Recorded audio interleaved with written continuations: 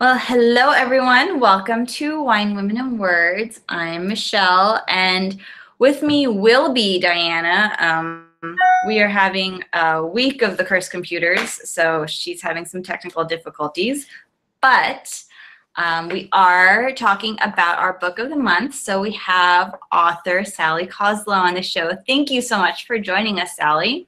I'm so excited to be here. Thanks. Me too. We've been chatting throughout the week. As long as my computer doesn't rebel, mine is like the last holdout this week to not give any technical problems.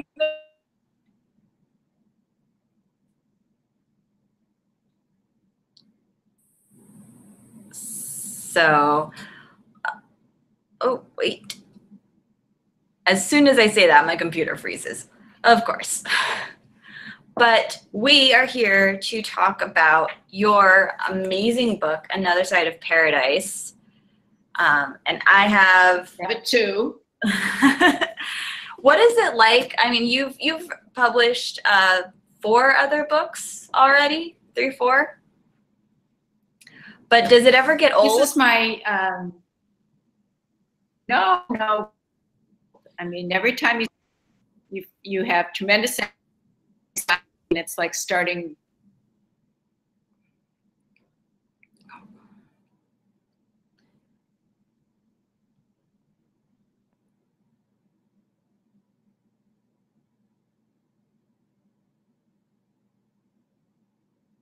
My first library, and then I squeezed a nonfiction book called Slouching Toward Adulthood, which was about people in their 20s and 30s who take a circuitous path before they settle down. I was reading about that, and I love.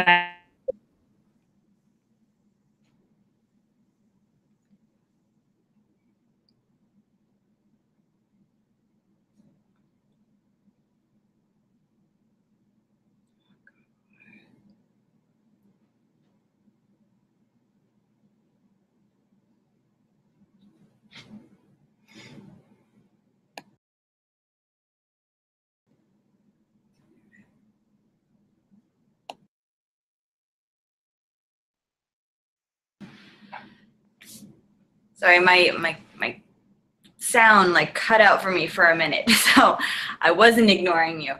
But I was reading about your nonfiction book, and I love the term that you coined, the adultescence. I think that's a very accurate term to describe that time frame for people who are getting closer towards being adults but aren't necessarily like there yet.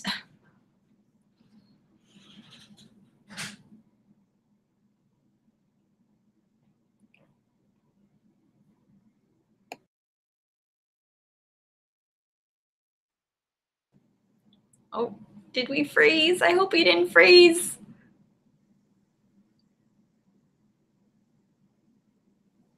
Guys, this is what happens when I try to do a show without Diana. Sally, can you hear me?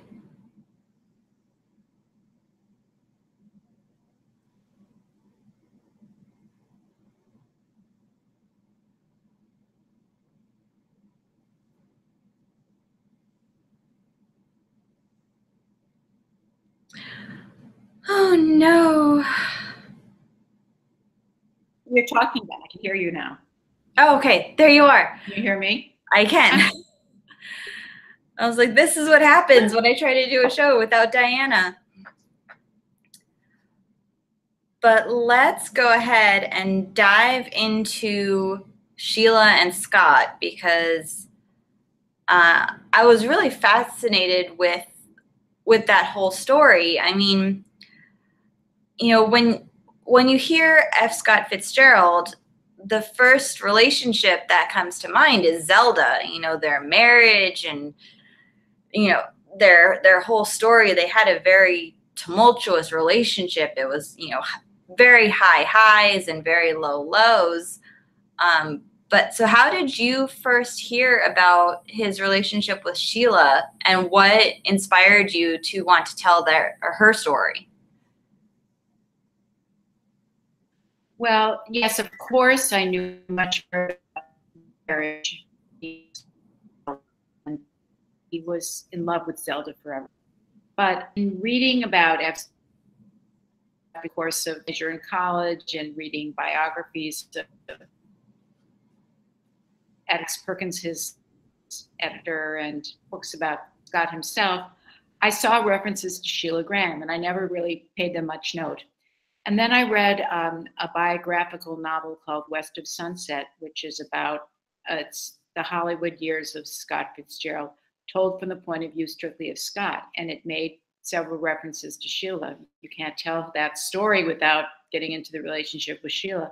So I started researching Sheila Graham's life, and I found out she, on her own, was a fascinating woman with an incredibly interesting background. I've always been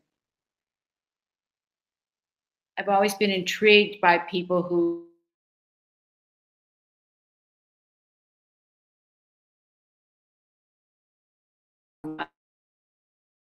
the heroine of the Pygmalion story. She was raised in an orphanage in England to dire poverty.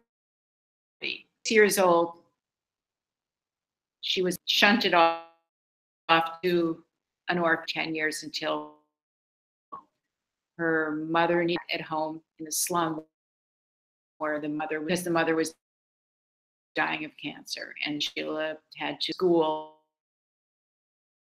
and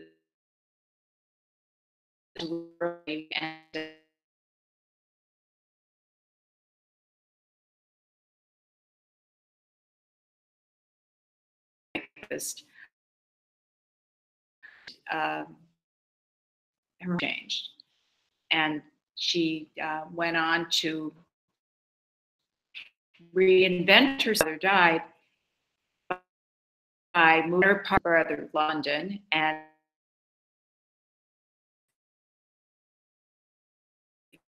but it was Sheila who made me want. She was an amazing person. Sorry, my I see my a beautiful little co-host decided to wake up ahead of schedule, way ahead of schedule. He's so cute. Yeah, Sheila, I mean, on her own, even if she had never met Scott and never fallen in love with him and never gotten involved, her life on its own is a fascinating story. Yeah,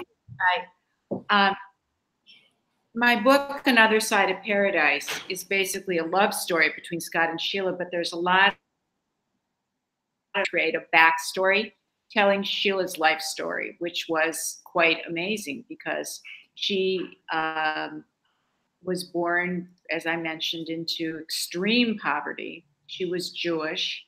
She lived in a Jewish slum. Her mother couldn't speak a word of English. She didn't have two pence to rub together. And the mother became a widow when Sheila was 6 years old, and she could not afford to take care of her children, Sheila and her brother Morris, who was a year older. So she sent them to this orphanage that the Jewish community of London sponsored, and basically didn't see her daughter much for 10 years. But Sheila was a very cunning, brainy young woman, and she rose in the ranks of the orphanage to become a top student and a terrific athlete. And she won prizes, and so one might say she made the most of that experience, and she was on track to finish off and get some sort of a preliminary degree and get a job, and as I mentioned, possibly as a typist or maybe a tutor. But those plans fell by the wayside when she had to leave this situation early and go back and nurse her mother in the slum that she came from. But she had a lot of guts and a lot of resilience and a lot of grit. And women like that, or men like that, but particularly women like that, are just indeed interesting to read about. And when Sheila broke free of the shackles of her poor family, she basically made herself up. And she met a man, became her first husband, who taught her how to hold a knife and fork correctly and how to speak English properly and how to dress properly. She had a terrible Cockney accent.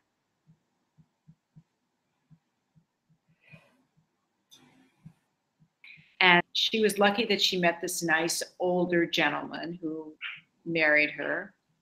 And he was a tutor in certain respects.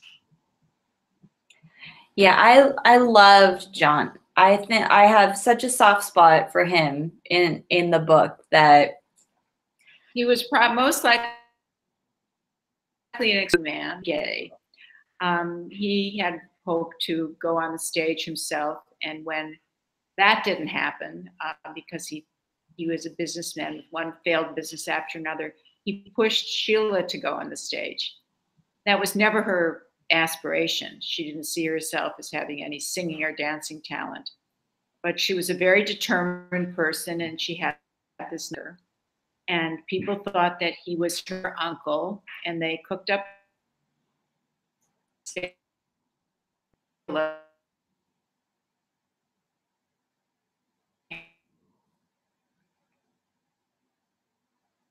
shield. Lilies are really, we have a lily right here, right? yes, we do have a Lily.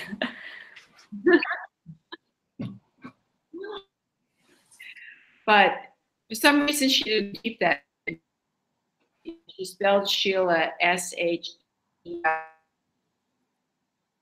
She just thought it was boring. She started for the rest of her life. And it's interesting. So I know, I mean, eventually, in the book at least, you know, Scott knows about her past. Eventually, was it difficult to dig into her life and find the details of her childhood and her early life in London? Was it? Excuse me, could you repeat that, Michelle? Sure. Was You know, it? she guarded her, you know, she guarded her past so closely, and she was so scared that people would find out, you know, where she actually. She was very, very ashamed of being poor. Mm-hmm. And at the time when she lived, it was not advantageous to be Jewish. Right. There were any number of reasons why. It was before the outbreak of World War II, and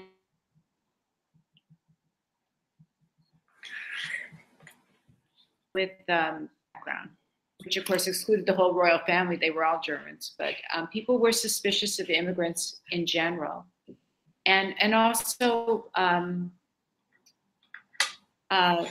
Well, Israel didn't become a state until 1948, but there was already turmoil in the Middle East, and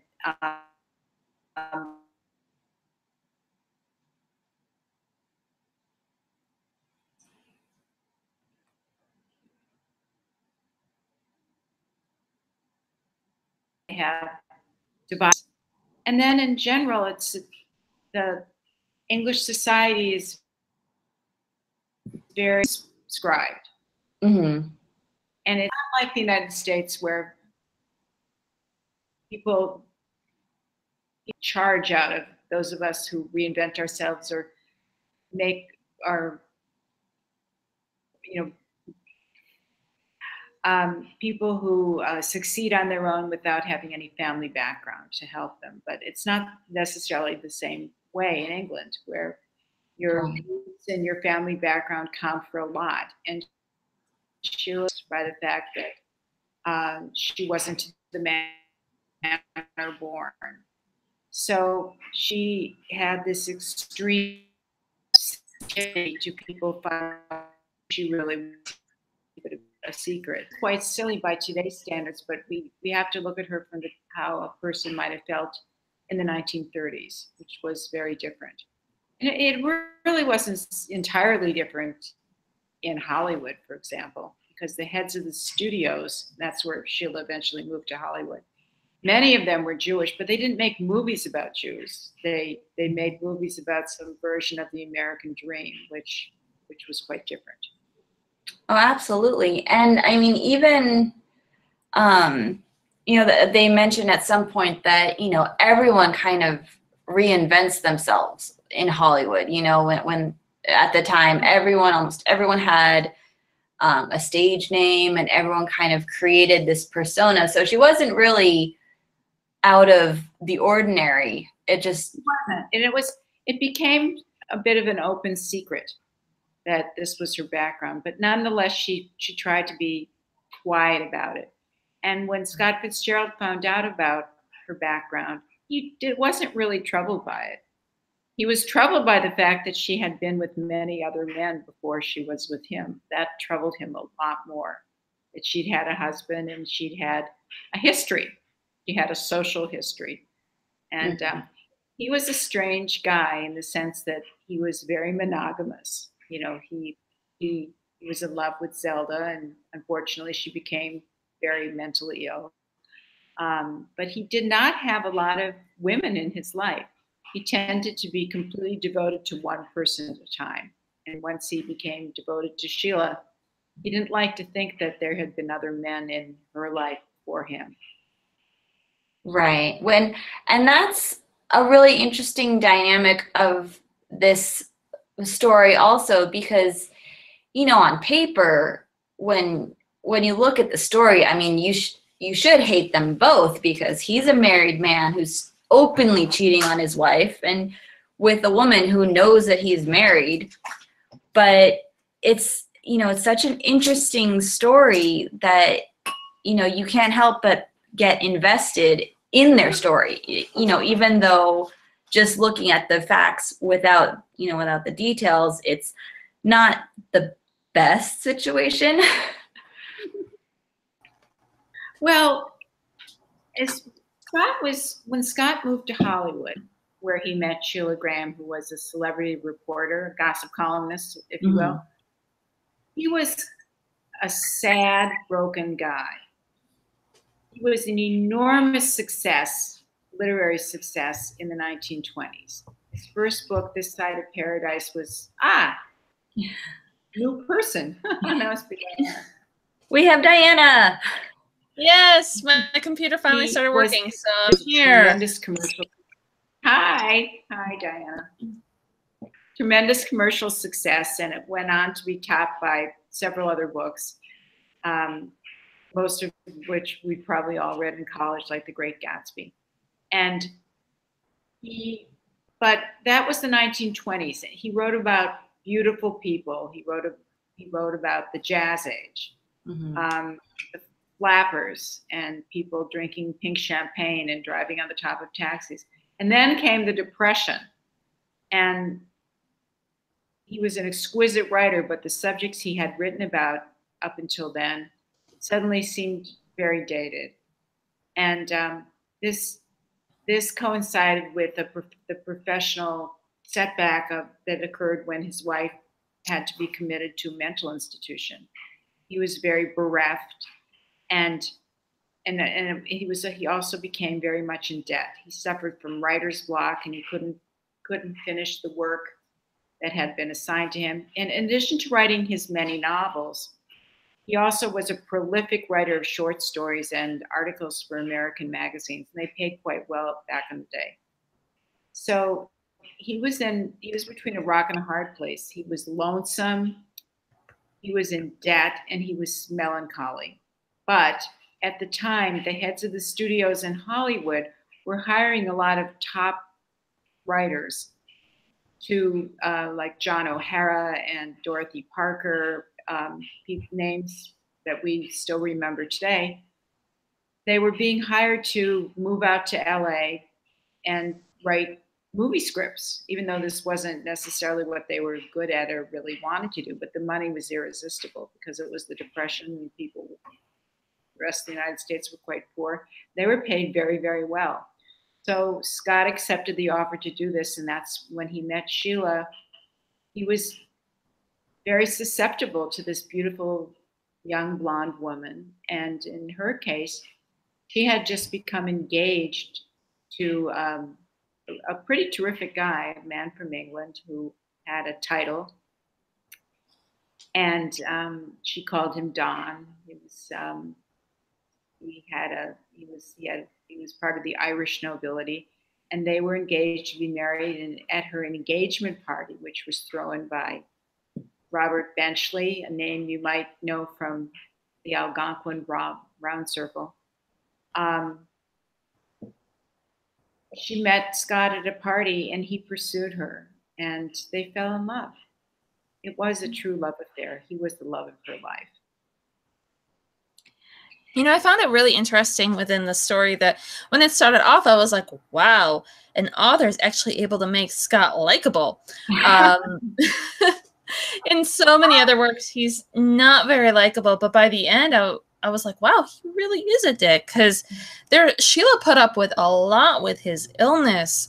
What went into his writing in that alcoholism and writing her reactions to it? Well, for the first 9 months of their relationship, he wasn't drinking. When she met him, he was a Coca-Cola guy. And she heard that he was a drunk, but she didn't see it because it didn't exist. And until they were together for almost a year, she never saw that side of him. And they were together until he died, which was less than 4 years after they first became a couple. And there were numerous incidents when he was off the wagon big time. But Sheila had the ability to see beyond his alcoholism and think that it was more of an illness than a curse. That thought of it as an illness. And she always saw the man behind the drunk escapades. And she was just madly in love with the man. And when he wasn't drunk, which was often, he was very, very funny and a very attentive lover. He was always sending her flowers and writing her poetry. And they spent a lot of time at home together where they would dance to the radio, they would cook together. They really loved one another's company, and I think sex was also a big part of the relationship. And you got to have that good sex to be able to keep it around, I suppose. And they were a great couple. And one of the things Scott did for Sheila, which endeared him to her, was he became her personal tutor. And just as her first husband taught her the many social niceties and proper etiquette, Scott literally taught her the humanities. He created what he called the F. Scott Fitzgerald College for One. And he created a curriculum for Sheila of great books to read, and she would read them very studiously, and then they would discuss them, and then they expanded to music and to art. There was no math. He was not good at math. That was one reason I'm not good at math either.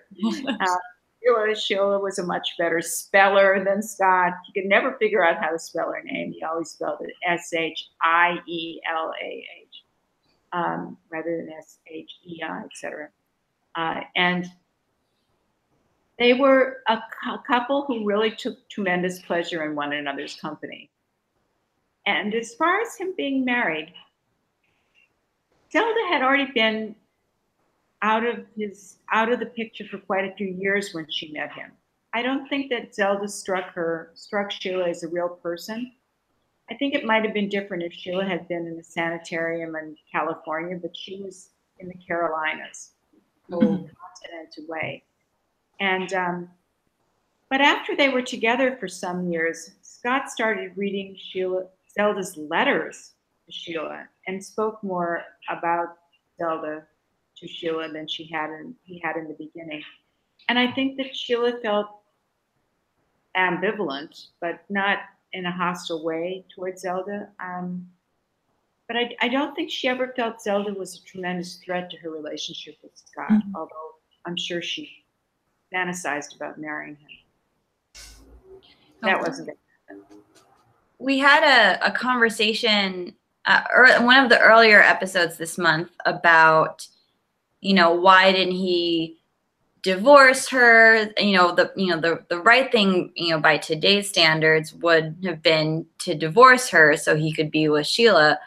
But back then, divorce was, not widely accepted in society. And plus, Zelda's mental illness, mental illness back then wasn't looked at the same way that mental illness is looked at now. So there are a lot of, double standards almost, comparing the situation then using today's standards. Well, I don't think Scott ever stopped loving Zelda. Mm-hmm. If you read his early work, Zelda was the model for every woman he featured in each book, and he thought she was absolutely perfect. It was a very competitive relationship. The relationship with Sheila wasn't competitive at all. Sheila was nurturing in a way that I doubt Zelda was. But I don't think Scott and Sheila probably ever would have wound up married, but they would have continued as a couple. And I don't think it bothered Sheila to live out of wedlock with Scott. She'd already broken so many rules that she was independent in that respect. But he was born Roman Catholic, but I don't think that the reason he didn't divorce Zelda had anything to do with his Catholicism, because he was a lapsed Catholic. I think it was that he felt tremendous loyalty and devotion and love for Zelda, and he continued to visit her once or twice a year, although those weren't particularly positive experiences because she was a sick woman. But then he would return to Sheila, and by contrast, Sheila was a very competent person, and her columns were syndicated in hundreds of newspapers, and she was self-supporting. She wasn't a mistress in the traditional sense. A mistress implies that the man's taking care of her. It was rather the reverse.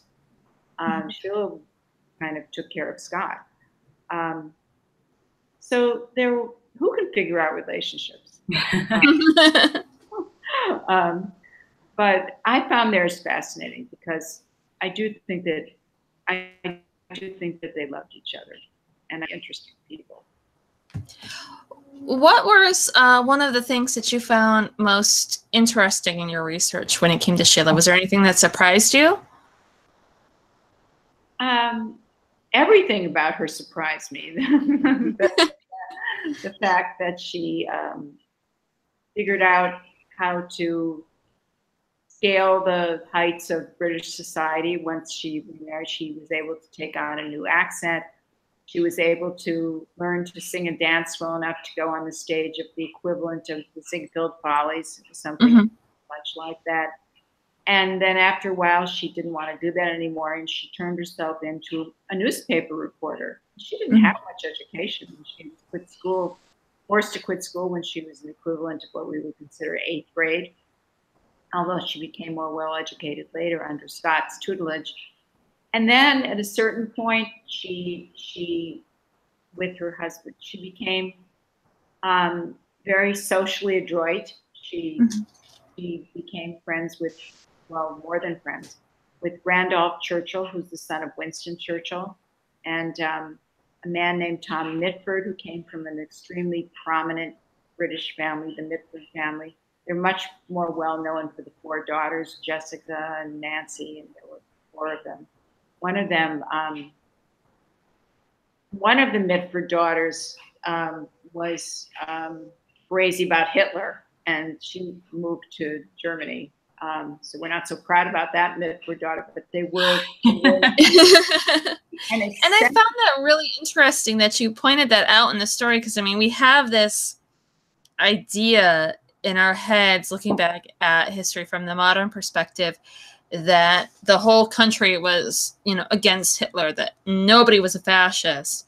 And I love the fact that you pulled in some of those underlying ties where there were fascists, and there were plenty of fascists in England.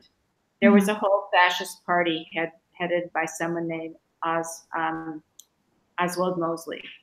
There's a British fascist party, and but Sheila had the sense that this was all brewing, and that contributed to her wanting to move to the United States.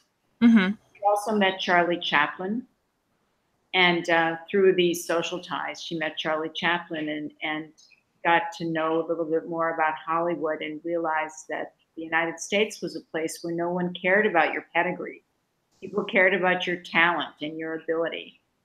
And so she also found out that if you wrote columns, there was this wonderful thing called syndication, which we still love to this day.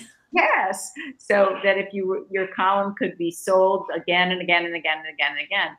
So she had the chutzpah to move to the United States without a job, and she brought her clippings along, and she knocked on doors of syndication services and newspapers, and she was, by the way, did I not mention this, very beautiful, very, very voluptuous, blonde, perfect English skin, very lovely looking woman, kind of Marilyn Monroe-ish.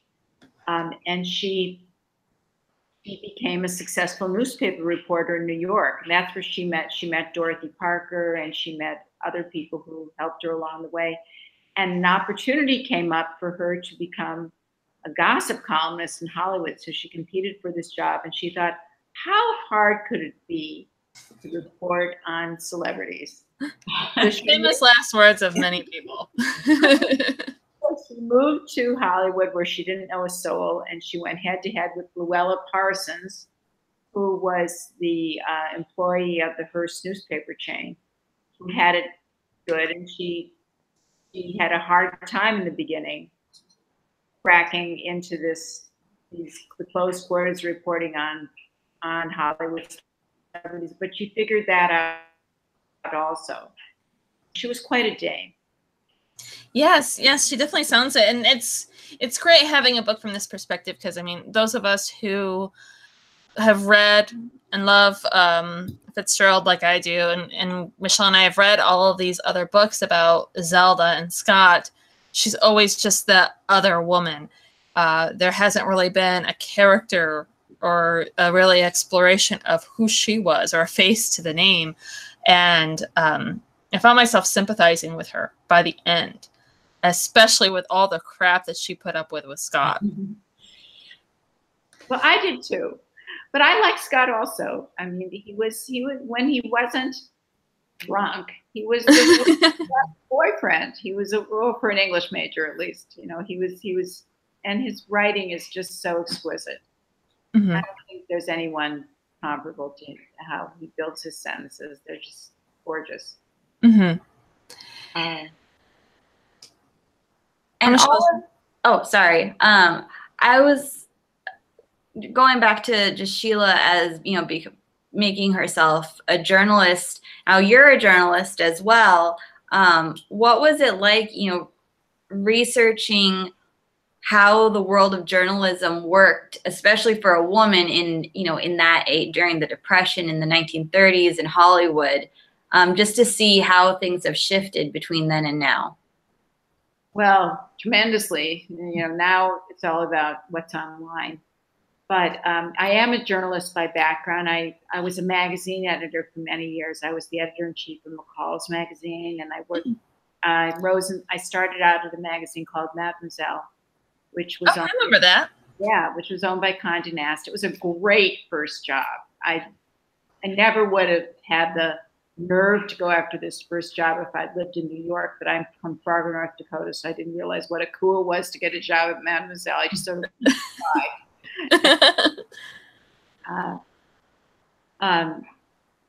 it was interesting to read about this whole fresh idea of syndication, and Sheila was a newspaper reporter. Celebrity journalism hasn't really changed nearly as much as journalism in general. There was celebrity journalism probably is even bigger now than it was back then.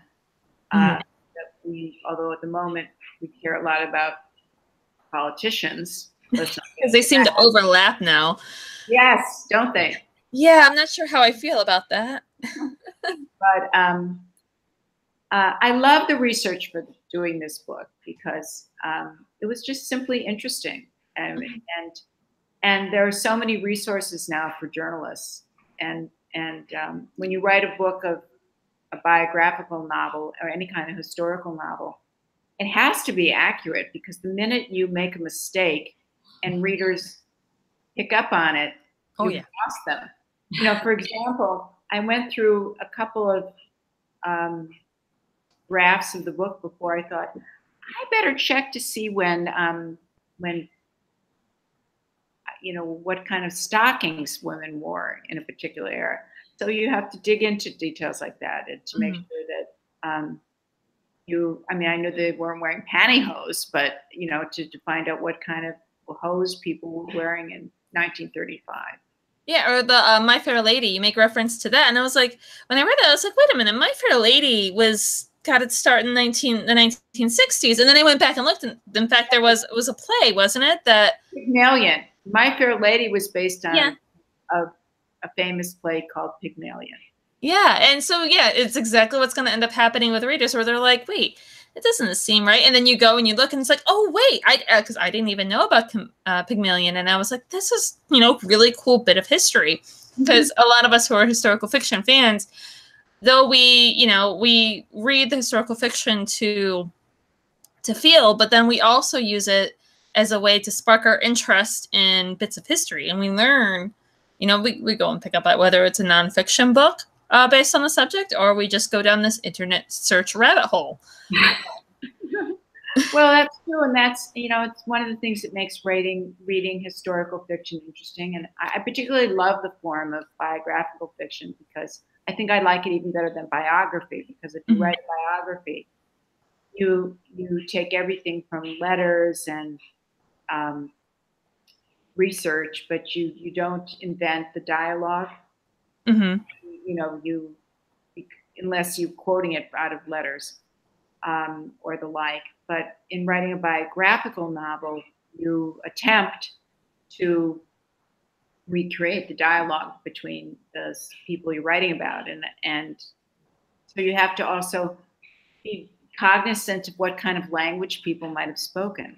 That you don't want to use anachronistic language. I read a book recently that I liked very much, but it was about took place in the 1950s and the 1960s, and the author kept using the word alas. And that just struck me as wrong. I don't think the way alas, in the 1950s and the 1960s.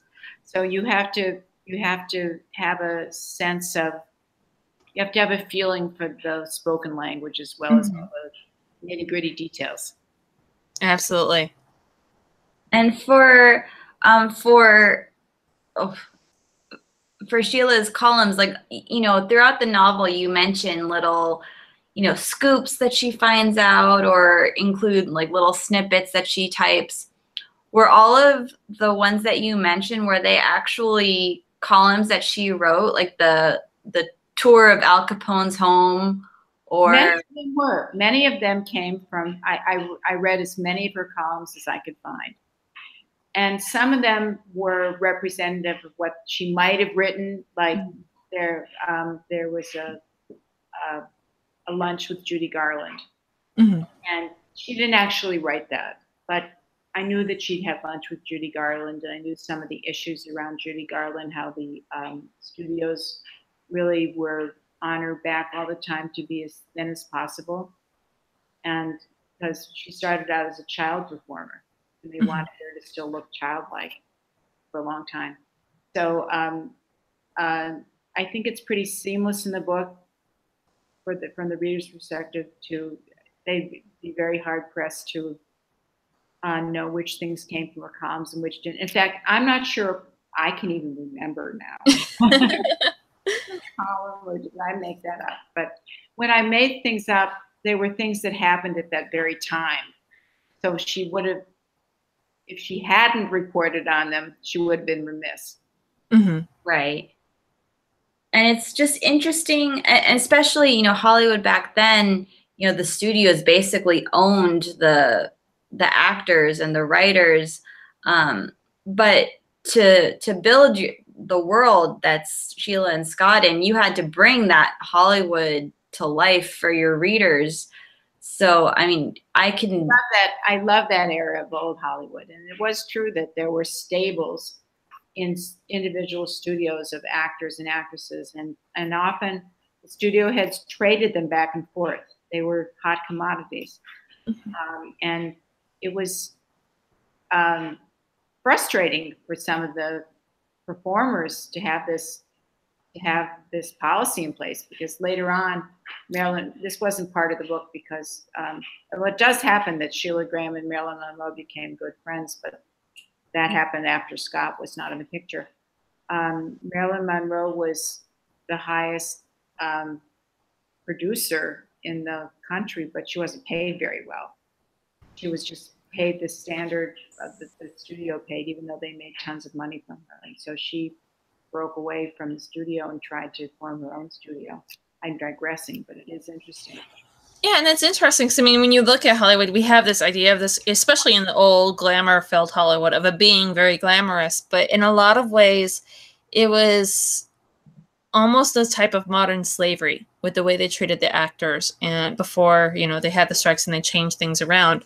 And women, it gets underscored how important women were within the early days of Hollywood and within Hollywood in and of itself. You know, this book ended up sending me down a research rabbit hole with the Garden of Allah and learning all about Allah Nezamati. I think that's how we pronounce her last name. I wouldn't know. long Russian last name. Well, the Garden of Allah which doesn't exist anymore, was mowed down a while ago. And what's funny is I've passed that shopping center. I'm out here in LA. When I went and looked it up to see which shopping center it was, I was like, oh, I passed that. I know where that is. And I did a reading at a big bookstore near Mm-hmm. Soup, is it? Which one? Book Soup. Okay. I know exactly that one. Yep. A major bookstore. And it was near where Sheila and Scott lived, and it was near the Garden of Allah. So for people watching this who are talking about the Garden of Allah, it was an apartment complex where a lot of performers lived. Humphrey Bogart lived there. Dorothy Parker and she wasn't a performer, but Dorothy Parker lived there with her husband, Alan Campbell. Robert Blakely. And Scott lived there for a while, and then Sheila got him out of there because people did a lot of drinking and partying there, and she felt it was a bad atmosphere for him. So if you look up the pictures, I think it's not Cary Grant, but the guy who was in Gone with the Wind. Clark Gable? Yeah, Clark Gable. I think it's Clark Gable. It looks like Clark Gable, where he's in the pool with a suit on, and he's trying to push this fully clothed woman out of the pool as somebody else is trying to help her out of the pool, and the woman is clearly inebriated. But it was just very much a party atmosphere, and it was very much like the Chateau Marmont. Yeah. Yeah. It was kind of a 24/7 frat house situation. Yeah. For the people who live there. Always a cocktail party. Yes. And speaking of, I had no idea that Scott even worked, briefly on Gone with the Wind, because I love that movie.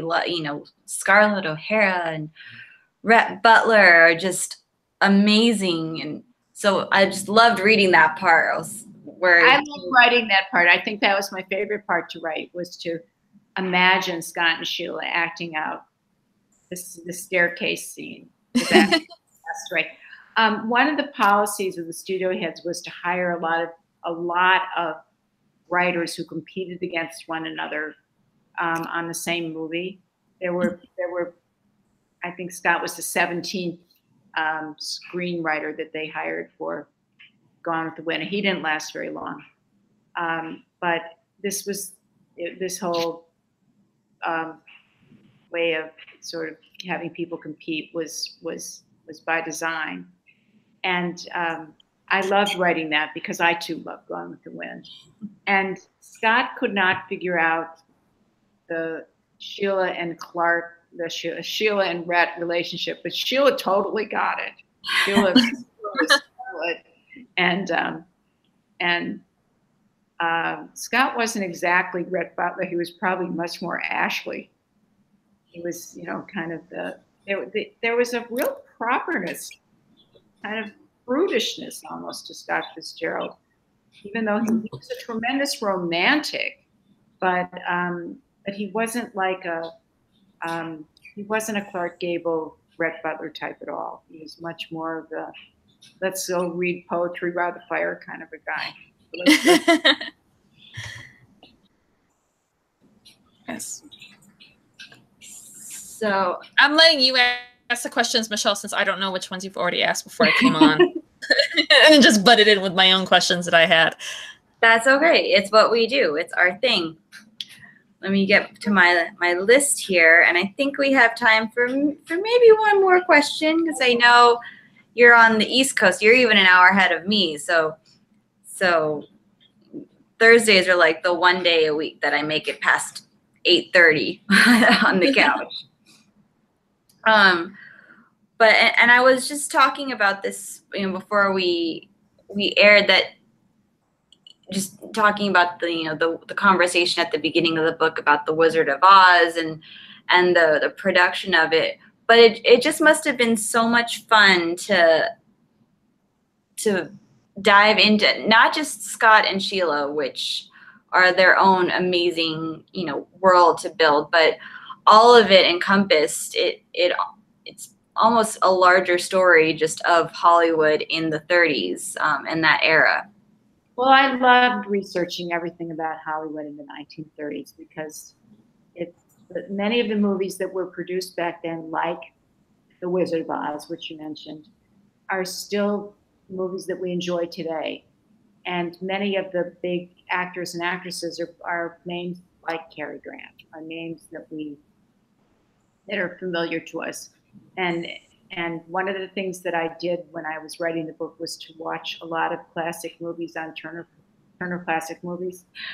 Yes, that's what I do. I have it streaming. I love it. I watch it all the time. I'll spend a full Saturday writing and watching movies on there. And also my mother-in-law is a tremendous movie fan. And whenever I'm visiting her in her apartment, she always has Turner Classic Movies on, and she's watched every movie 5 or 6 times.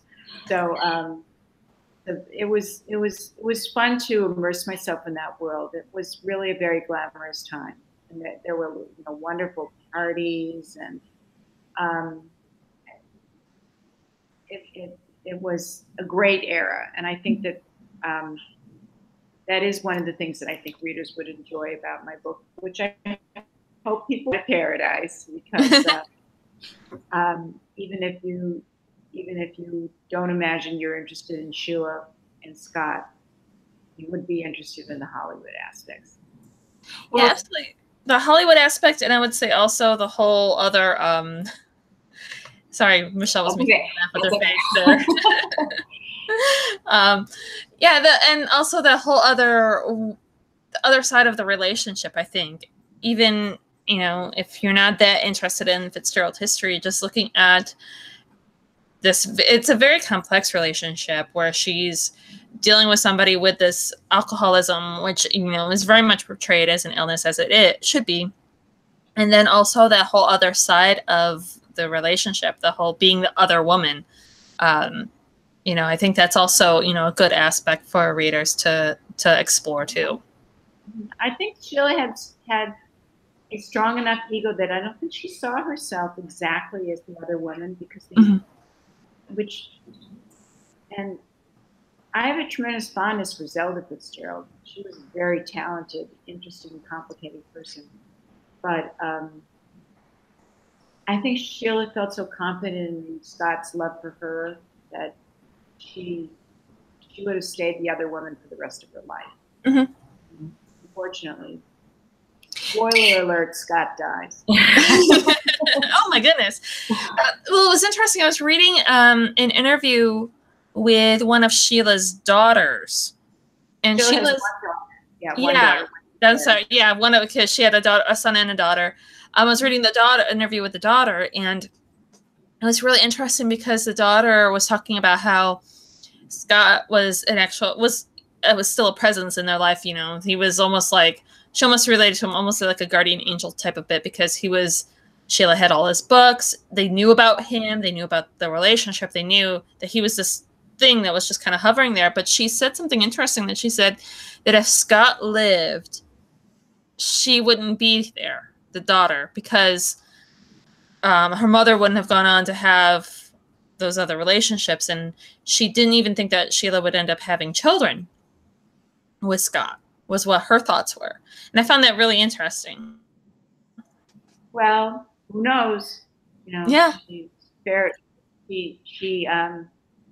Wendy Ferry has had a very successful academic career as a dean of a college, and Sheila's son, Robert Westbrook, is a talented writer himself. So that's what happened.